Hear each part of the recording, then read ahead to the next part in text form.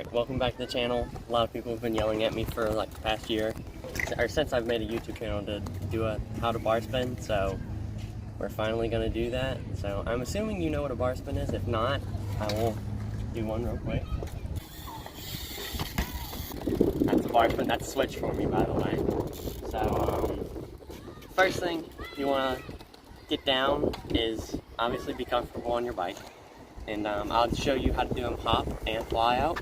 I learned them fly out personally. It's a lot easier for me, a lot more airtime, a lot more to think about, like what's going on, what's happening, where your hands are. So first you want to get comfortable with, set your bike up, this, throw a few. You want to be able to throw them, not look.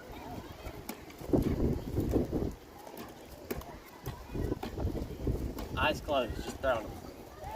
Do that for a while. Get you used to the feel of throwing them and catching them.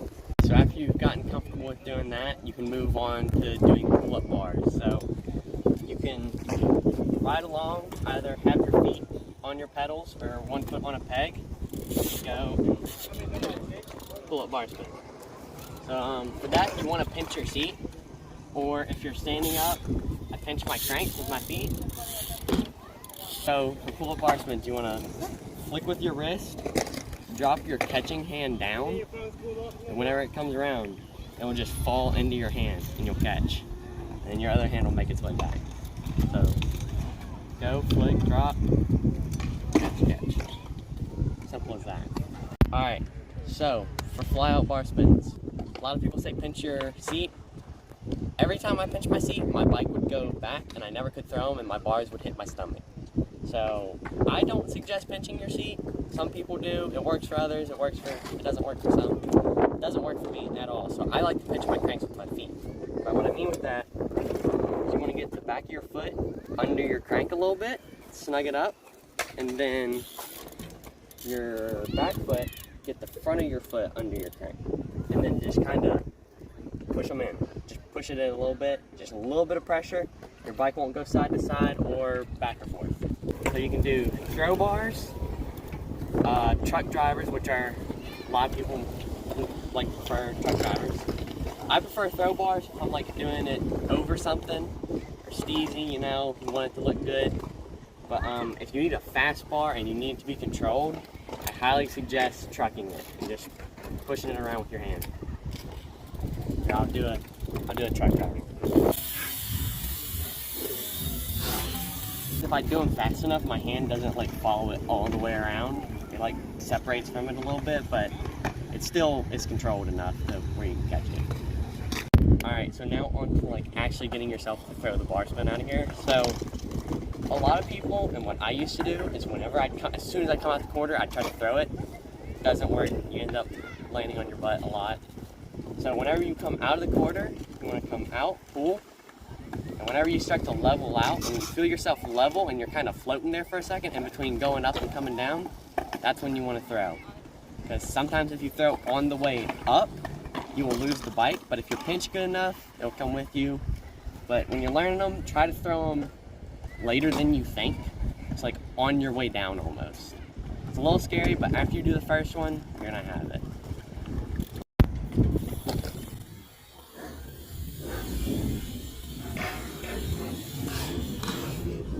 With that bar spin, you can see I come out level, and when I start to like almost go down, that's when I throw.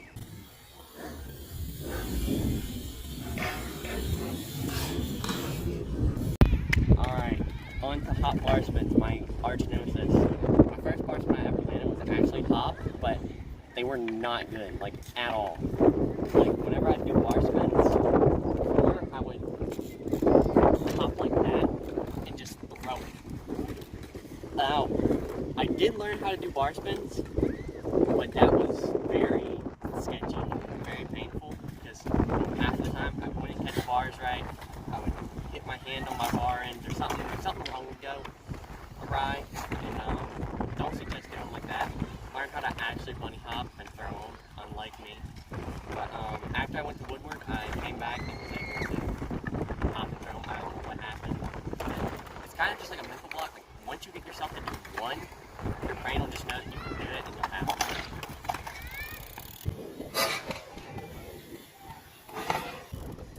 So same thing with hop bars. You want to hop, level out. When you're on your way down, kind of, that's when you want to throw. I don't like hop bars personally. I will bar spin off of stuff or down stuff. Like, if it has transition, I'll bar spin it.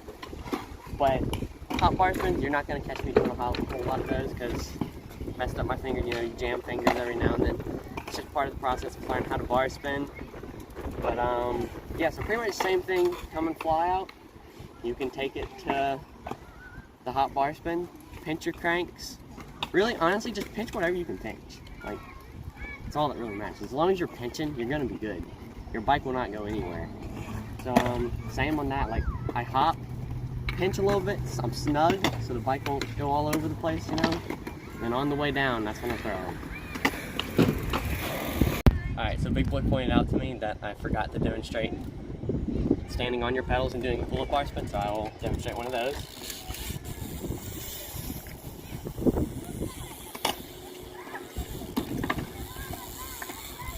For that one, it's more of like pinching your seat, but it gives you an idea of how to catch a bar spin.